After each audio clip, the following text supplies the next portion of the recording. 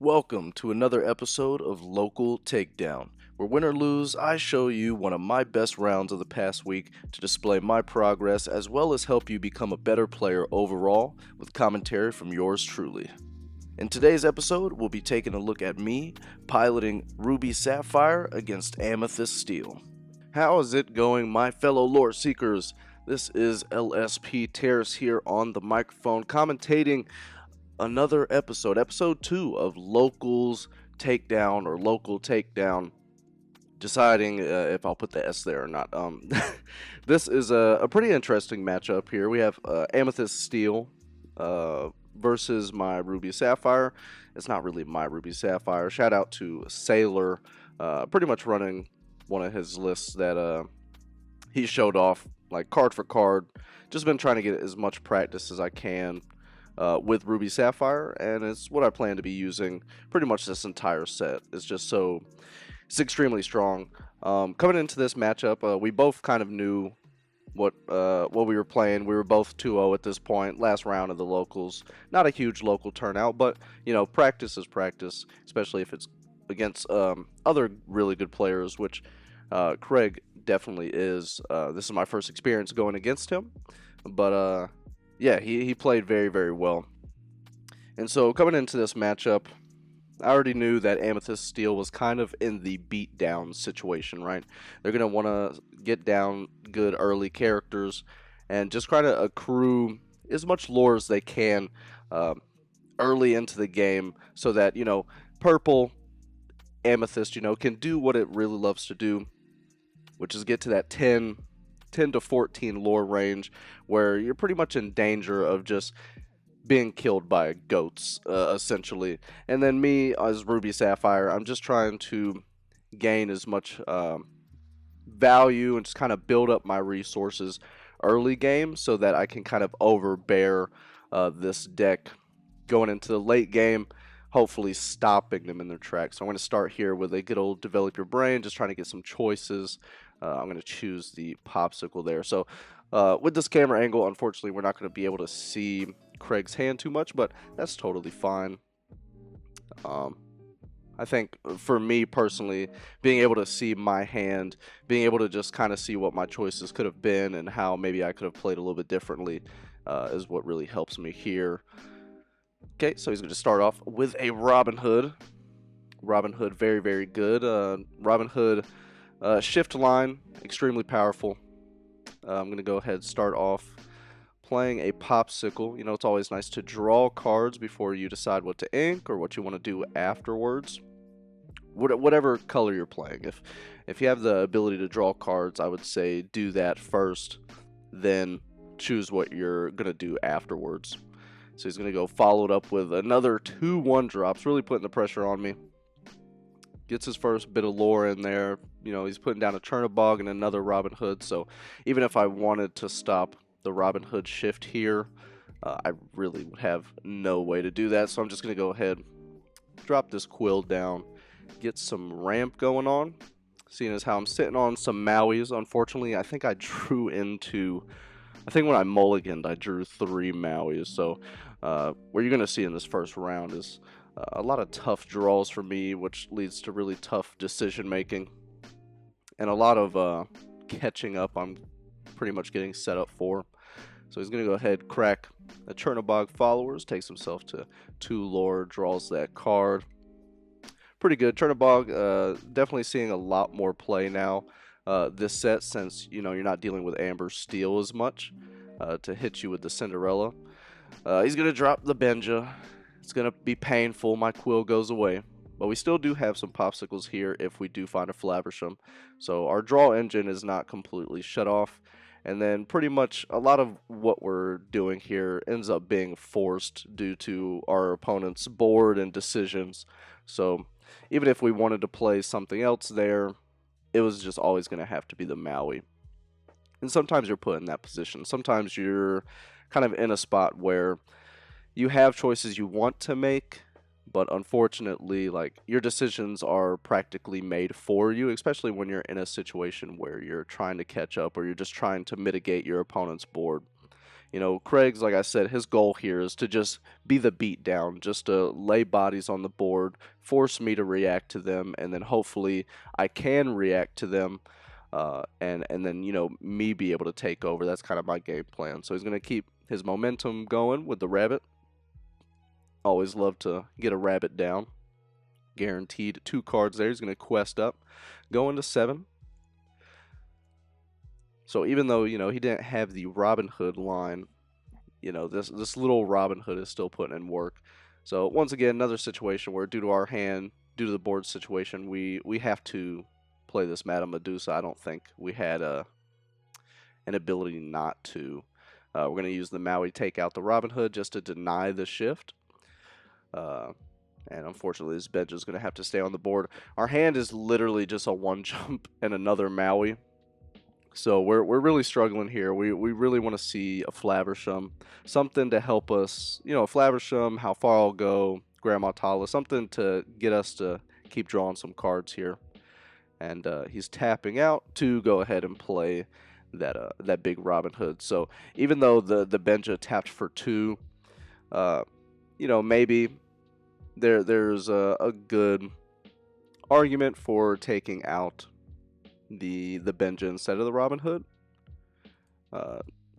But we go ahead, we just kind of deal with that choice. We have Maui go ahead, sing 1 jump just to kind of get these resources up because we drew into a Sisu, something we can't play yet.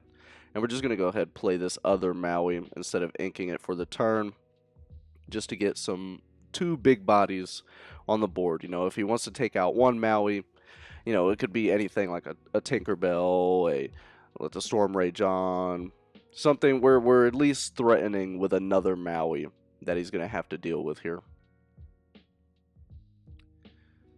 And so he has plenty of choices. He's going to ink a Chernobog. And I believe the choice here will be to tap all out and play a Tinkerbell, which is going to take out one of the Mauis. You know, that's one thing. It's one thing we can deal with. It's okay. But I think he's going to follow it up here, which is a very good play in my opinion, by singing a Long Came Zeus, taking out the other Maui, which means we don't have any bodies on the board that can just 1 for 1 take out this Robin Hood. So we drew into a Popsicle, which was decent. And it kind of puts us in a really tricky situation where we're sitting on a Sisu and we're sitting on a crab. So it's like, do we want to ink the crab, play the Sisu, and then, you know, at least like kind of force them to have another Zeus? Or are we going to kind of hold on to both? And I decided to hold on to both here. I'd rather not lose either or and just be empty-handed. And, you know, he hasn't necessarily cracked that that 13-14 lower range, which he's getting very close to, but he's not there yet, so I think we can hold off for a second. He drops another rabbit, which is not good for us. It's not good for us because his momentum is just gonna keep going here, and I think rightfully so. He just quests all out. He's pretty much just in a position where he needs to close the game out. And I think I make an interesting decision here because I drew into a Flaversham. I go ahead and take the Flaversham, play it, and I drew into a Grandma Tala and a little Sisu.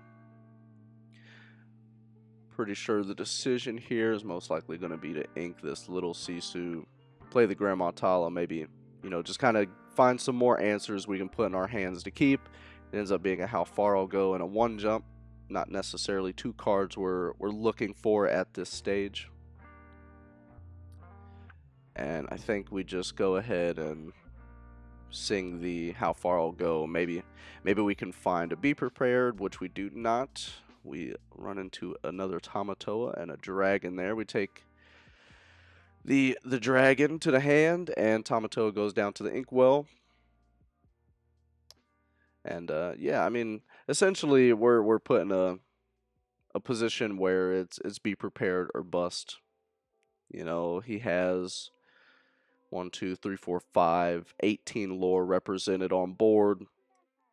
We have some ways to deal with threats that he has on the board now, but you know, whatever he adds here is just gonna kind of further put us into that be prepared or nothing. So he sings of friends on the other side, which is understandable. I think I probably personally would have just quested there. Because, I mean, you're going to draw, let's say I do be prepared, you're going to draw at least one card off of the rabbit anyways, and if you have another rabbit, then you can get your 2 cards that way. But he goes ahead and plays that other rabbit. Potentially might have been something he drew into from the friends. But it seems like he has another one in hand. So sometimes we do get a peek here at the hand, which is nice. Just to kind of see some of the lines of play and thinking that he has here. And he has, what, two ink left over. He goes ahead, inks a Baboom, quests all out, rightfully so. Goes to 17, and probably doesn't want to lean too far into a be prepared and passes along to us. And yeah, so like I was saying before, it's literally be prepared or bust here, I think. We're gonna quest with the Flaversham, finally get on the board here. Draw 2 cards. We draw a Quill and a 1 jump. Once again, 2 cards we don't really care to see at this point. These 2 cards really aren't going to do too much for us, given the dire situation we're in. And yeah, we have like a couple lines we could take here. So I'm sitting and thinking, and I have the choice of, I can either deal with both of the rabbits now, and he's gonna draw 2 extra cards for his next turn, which could give him the goat. Or we have a dragon, which could take out, you know, the Robin Hood and deny at least another card potentially, and just maybe leave the rabbits here, and then just trade out on the Tinkerbell. Either way, every decision, in my opinion, looking back at it, doesn't really put me in any position whatsoever that's going to let me claw back from being at 0 lore here. So I understand why I'm sitting here and like thinking, but I think overall, my advice to my past self and my advice to you as viewers and other competitive players that want to be better, I think at this point it's a best of 3.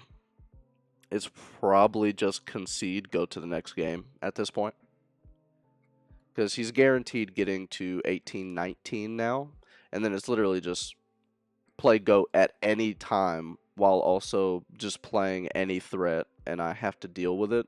And considering our draws, and yeah, he goes ahead, plays another rabbit. So even if we did be prep here, or even if we played the Sisu, that's 3 extra cards he's going to get in his hand. And he drops a Smee down. And this represents essentially that I need not only a be prepared, or so it's either I need a be prepared or I need an ice block. Find a develop and a Madame Medusa. Madame Medusa's not going to be wide enough of an answer here. So we take the develop. Play said develop. And we will find a Brawl and a Grandma Tala. 2 of which, 2 cards don't, same situation. Not really giving us the answer that we need. But Grandma Tala at least lets us dig a little bit deeper. The only problem is, now that we have to play the Grandma Tala, our Sisu line is gone. So now it's just be prepared or bust. We find another Grandma Tala and our 4th Maui. Oh, I'm dropping Mauis. Okay, I'm fumbling. Uh, like I said, I probably should have just conceded at this point. But we keep digging. We play the Grandma Tala, and we find another Sisu and another dragon, it looks like. So I think I just give him the win on that one. And that is round 1 going to Craig. And we going into round 2 in a second. Let's see. Transition time. There it is. Oh, fancy, fancy. Okay, yeah. So round 2, I get to go first. It's always nice going first. Immediately, just start throwing away uninkables. Be prepared. Throwing away a dragon. Sometimes, same with Ruby Amethyst. I think maybe you can keep a dragon in the hand if like your other cards are set up nicely. I throw away a develop your brain here, which maybe in hindsight should have been something I kept, but I think a lot of the times with Ruby Sapphire, you kind of have to mulligan aggressively. Like if you have some of your pieces, like I had there, I have Quill, I have Flabbersham, so a nice little setup. So essentially, I'm just looking for an ice block or a popsicle, something that the Flabbersham can banish, draw some cards there, and kind of get the momentum going, which is something I wasn't able to get that first round. No Flabbersham until pretty much too late. So we're going in. We don't draw any popsicle. We get the 1 jump, which is decent, right? So we have kind of like the early curve, but we don't get the 1 drop, which is kind of rough. So we end up having to ink a brawl there. Inks a kaboom, baboom, my bad, and plays the good old turn 1 Robin Hood. Same as last time, good old reliable. We have to ink a Maui. In this matchup, because they have castles, we have to be like very careful with how many Mauis we ink. I say like honestly like ink 1. If you're in a very commanding position, you can ink more than that. But I think most of the time you want to always be sitting on at least 1 Maui. So he's going to quest with the Robin Hood. Play down a Smee. Smee being still one of the best, maybe still arguably the best 2-drop in the game so far. Very great stats. Its downside is not really a downside in most cases. We're going to play a Quill here. Quill a How Far I'll Go. And also ink a Tamatoa here. And in hindsight, maybe double inking wasn't really necessary. What is that other card in my hand? It might be a Sisu. Yeah, maybe I should have quilled the Sisu there, if that is what I'm seeing correctly. No, maybe it's just another Maui. Strictly because, as we see, he plays Benja on 3 again, blowing up our Quill, which completely takes away... Okay, so it is a Sisu in my hand, which completely takes away any benefit this Haram had here. So we regrettably have to ink it. And we do get the Madame Medusa down, though. And I think I sit here and I think a little bit, because we have some decisions, right? We have the Robin Hood shift. Maybe we don't want to deal with it this early. But I do have a Maui in hand if he does decide to shift and, quest with it. We have a Benja here. Benja quest for 2. Smee also quest for 2. But I think ultimately, yeah, I choose the Smee just because it's higher stats overall. And last thing I want is for them to bounce him back, replay him before he kind of pings himself.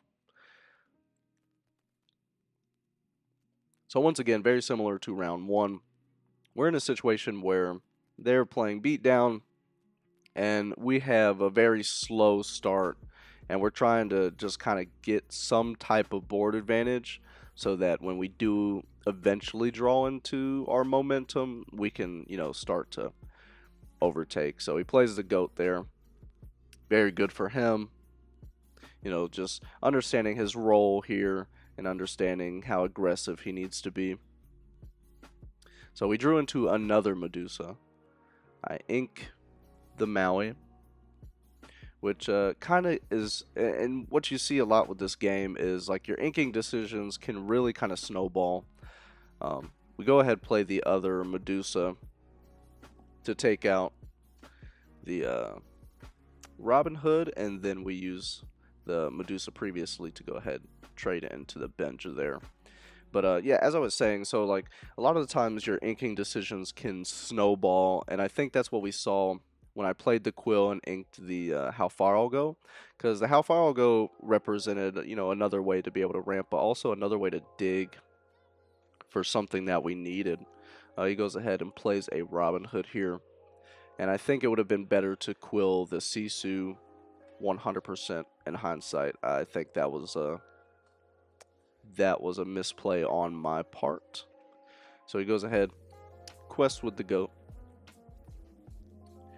We ready up. It goes to our turn. We draw. We find a third Medusa. Apparently, every single time for some reason, he goes to 10 for challenging in. Every single time, I swear, I just get Medusa after Medusa. And I mean, Medusa's a great card. She hits a lot of great things, as we saw there. So, if there's any way to stall the game until we find that momentum we need, Medusa is the way. But, respectfully so, he follows up with another Robin Hood, Do we find the fourth Medusa? We don't. Okay, we find... We find ourselves in a very similar situation where we're at 7 ink and we have a crab and a Sisu in hand. And I think I might end up making the same call here where I just kind of pass. But I also have the decision of like... Yeah, I think I look through, I see that I only have a quill in there, so maybe I do decide. I'm thinking. I think I probably end up not inking here and just making the same decision. And now, yep, okay. So now I move on to this decision of, do I actually quest with any of these Medusas? Reason for not questing, which, okay, I decided not to quest, is mainly for value's sake. I don't want to get outvalued here. I at least have a way to threaten the Robin Hood if he decides to go sideways. But what I, nightmare scenario is, boom. So he quests with Robin Hood. He did have the Zeus. Nightmare scenario would have been he sings Zeus and then, bounces Robin Hood back. And with a fox, trades out and then plays something else. We draw into a Maui here, which is a nice little top deck. Lets us at least now have board presence, have board control. Still not in like the best scenario, as seeing as how he's at 12 lore, and we're still looking for a way to be able to play out some of these characters that we are stuck on in our hand. So he goes ahead, plays a Maleficent, purple, great for card value, being able to just consistently, keep refilling the hand. Interestingly, he inks Friends to go ahead and bounce back the Maleficent. Maybe not wanting the Maleficent to get just lasered away. So we do, thankfully, top deck an inkable card here. And we go ahead and play out the big boy. We play out the crab and bring the quill back to our hands. Quill's not going to let us draw cards, but if anything, it's just another way to get some extra lore off the crab. We're kind of having to race here and get, stabilize ourselves and kind of get back up. Best case scenario is we draw into a Haram or something. So yeah, so he plays Maleficent back, draws another card.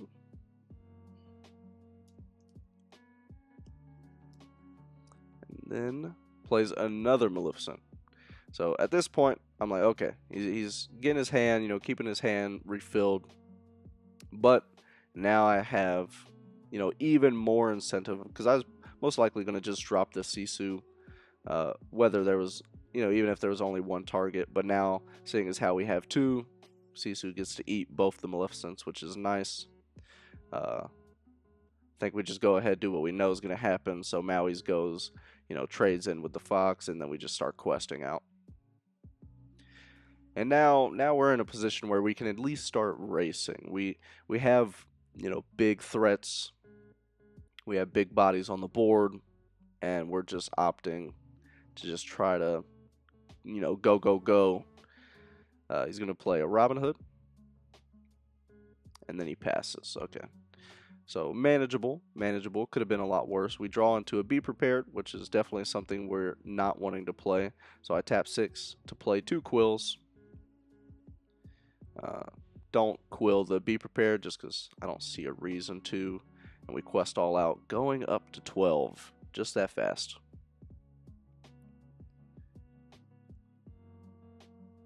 And now we're in a position where we have the ability to close out if we draw correctly. And he's going to have to, try to find some answers here. So he plays a rabbit. He's looking, counting. Looking at how much the crab taps for, as many people do. He's looking at his hand. I think I saw another goat in there.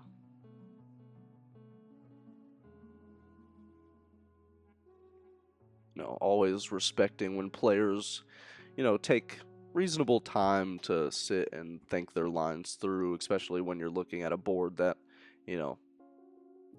gives you multiple ways that you could approach it. So he decides to just quest with the Robin Hood, go to 15. Inks a smaller Robin Hood, plays a goat, goes to 16, and pretty much tries to threaten lethal with us. And we top deck the other quill that's going to let us get the 18 we need. All right, so we're 1-1 now. 1-1 going into round 3. So, unfortunately, because we're on round 3, this means that I don't get to go first. But we do see a popsicle this time. We actually see 2. But we don't see a Haram. And I think we decide to keep 2 popsicles and a Sisu. Because I think at this point I've kind of realized that maybe 1 jump and how far I'll go is the better ramp option in this matchup compared to a quill. Like, you have to find like a very specific time to play the quill. Going first, playing quill is obviously a bit safer. And you at least get good value out of it because you're already ahead on ink. You play quill, you're ramping, getting even more ahead. So even if they follow up with a turn 3 Benja, at least we're able to immediately go into a turn 4 Medusa like you saw last round. And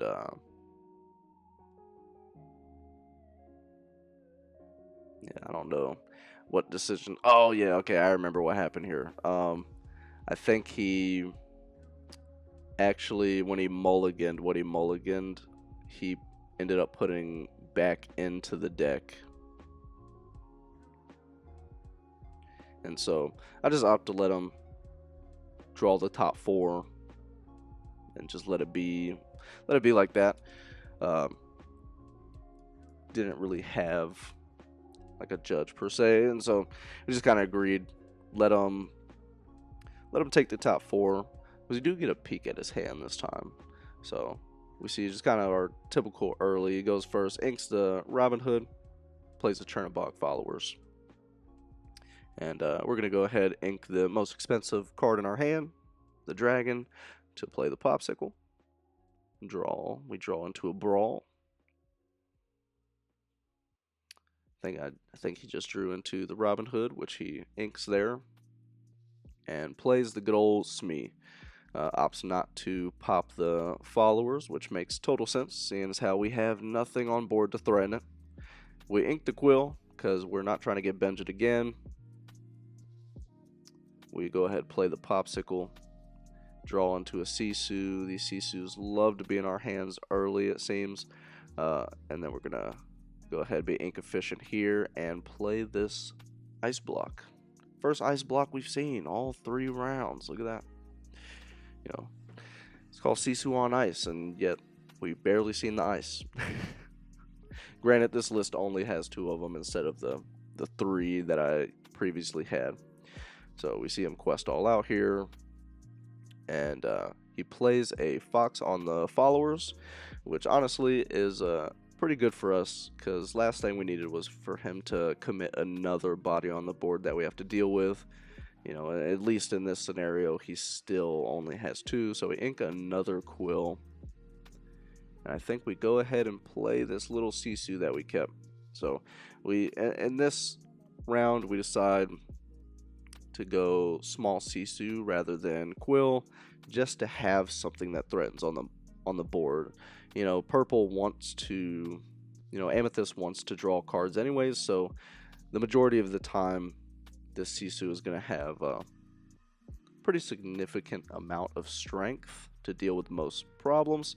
He goes ahead, taps forward, plays Castle, which is pretty good. Castle has been putting in a lot of work, honestly, this meta, just because, especially against red-blue, because we're only really running Mauis these days. Like, we're not running the little Rush Queen, or we're not running the Scar, so they can really punish us. So he quests out, doesn't have enough ink to attach anything to the castle just yet because he played it on curve. Let's see what we decide to ink here. Inking decisions always extremely crucial. We go ahead and ink this Tala to play a Tala. Notably, we play the foily one. And yeah, we see a develop your brain and a quill. We take the develop. And now we're in a situation where we can either start trading into the board, or we can use this Sisu to, I think I'm counting how many cards he has in hand. He has 3, so Sisu's hitting for 4. We know as long as Grandma Tala doesn't get removed, she can at least finish off the castle the next turn. Which castle is definitely a high priority here, seeing as how I don't believe we have a Maui in hand. So we really want to prioritize trying to get that castle away. He goes ahead, sings with the fox. Kind of gains some more cards, which does also mean that Sisu gets bigger. But, if I decide to trade the Sisu into the fox, that's a 1-for-1 no matter how powerful the Sisu is. I think he just realized he's supposed to get the lore from the castle there. Gets 2 more for the Smee, going up to 11 already, man. Already, and we're sitting at 0, so it's not looking good for us. But he plays Isabella, which is a very interesting card. Taps for 4, she taps by herself.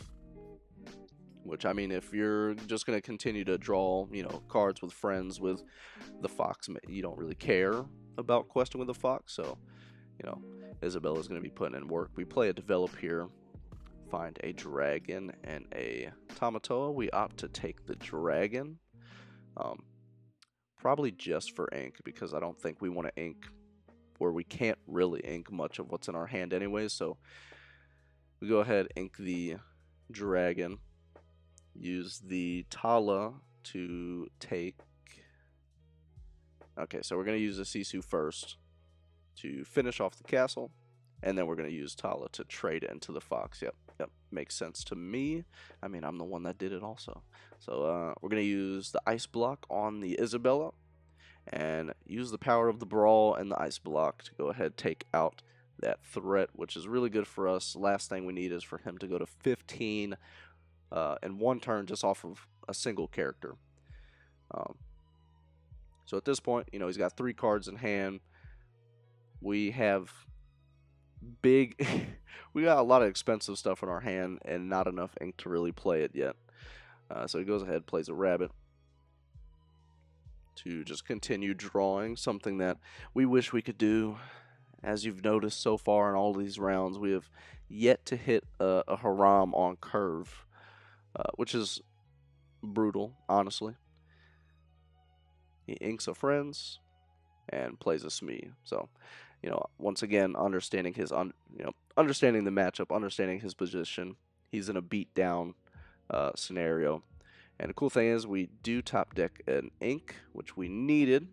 We go ahead and ice block the Smee there, and we actually are going to see a shift Sisu here, which is pretty sick. We take down the rabbit, and we take down the Smee, and we're actually going to use the Sisu to sing the one jump ahead because we're just trying to speed up the process to get to the crab, because we have no haram we can rely on to, eat the popsicle. I think if we had a haram, I most likely would have just quested with the Sisu there.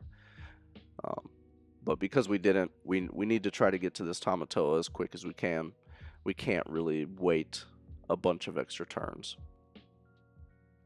And so we're just sitting on a Be Prepared and a Tamatoa. And so here he is thinking. He's going to ink a fox. Counting ink.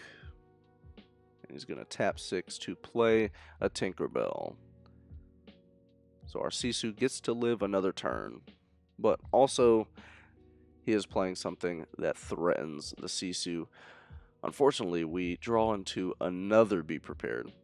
And this is definitely not a situation where we want to be prepared. I mean, when you're so behind like this and you're playing against any Amethyst player, last thing you want to do is blow up your board and then they drop a castle and now you're sweating to figure out how to deal with this castle.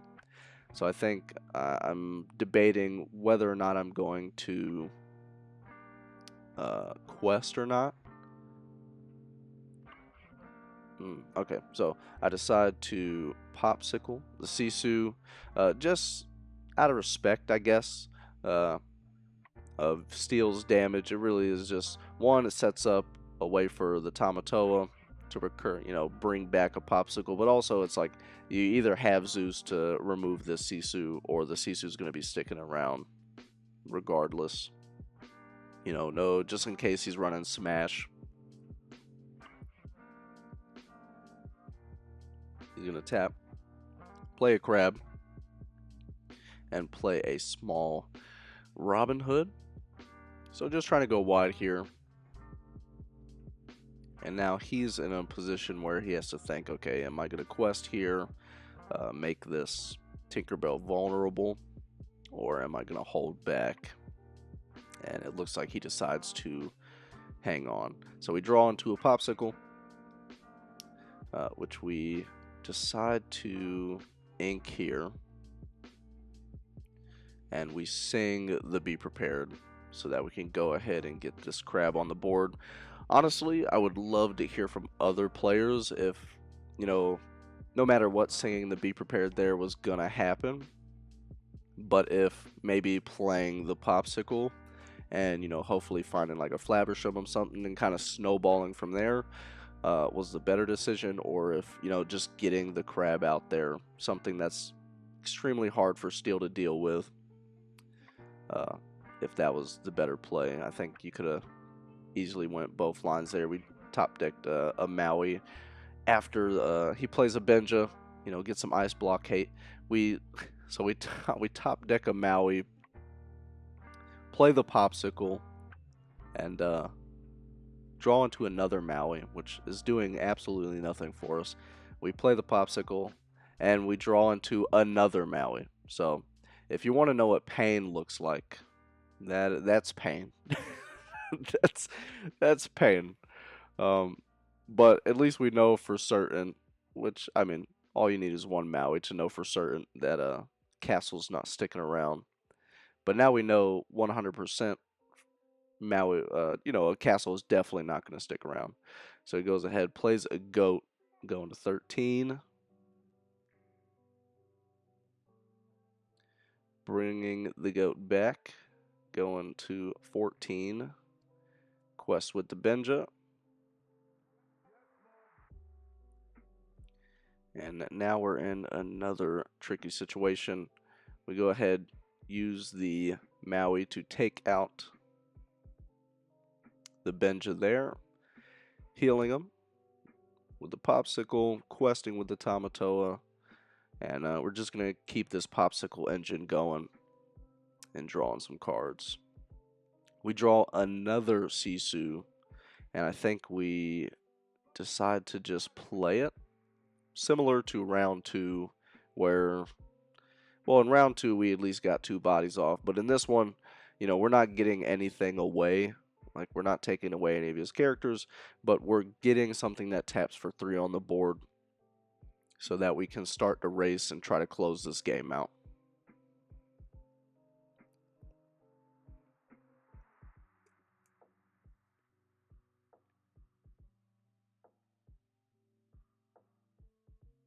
So he plays a Maleficent, draws a card,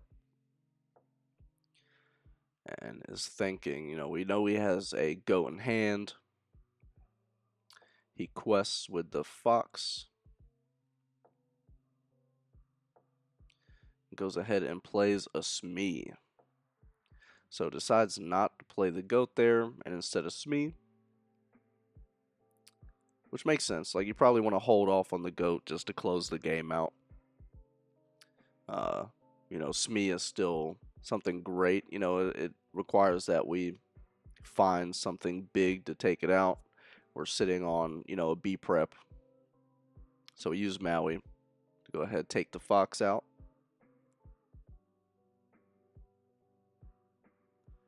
And we have a brawl, a develop, be prepared, and I think another Maui in hand. I don't remember. We go ahead and play the develop, look at 2 cards. We finally find a Flaversham, but it feels a little bit too late for that. So we put him down to the bottom, grab the Medusa, which is great for us because it lines up a nice play here. So we ink that 3rd Maui we drew into. Tap 6, play the Medusa, taking out the Smee, and then tapping, letting the brawl take away the Maleficent there. Make sure not to miss the trigger, like I almost did. You know, make sure to get the Popsicle back. Do not have enough to play the Popsicle this turn, but we quest, we go to 9. And so we're putting him on a very fast clock, but he is playing Amethyst, so he can do the same with a lot less. He goes ahead, taps, I believe, 4, and goes crab, goat. Alright, putting him to 17. We untap, we draw into a dragon, which is decent here. But first, always, like I said, draw some cards, get some more information. We draw into a little Sisu. And I think the line we're going to go here with is a dragon for sure. But we go ahead, ink the Sisu. Are we going to see the dragon first, or are we going to do the Tamatoa cycle? Let's see. So we decide to quest with what we know we're not going to be doing anything extra with. Go ahead, play the dragon out, taking out the goat, just so we don't get any bounce shenanigans. Quest with the crab, play the thing, and we draw our 4th Maui. And as we see there, his only way out was top decking the goat, which he does. So GG's. Thank you guys so much for watching. Make sure to like, comment, subscribe, maybe hit that bell notification there, and I will see you guys on the next episode of Local Takedown.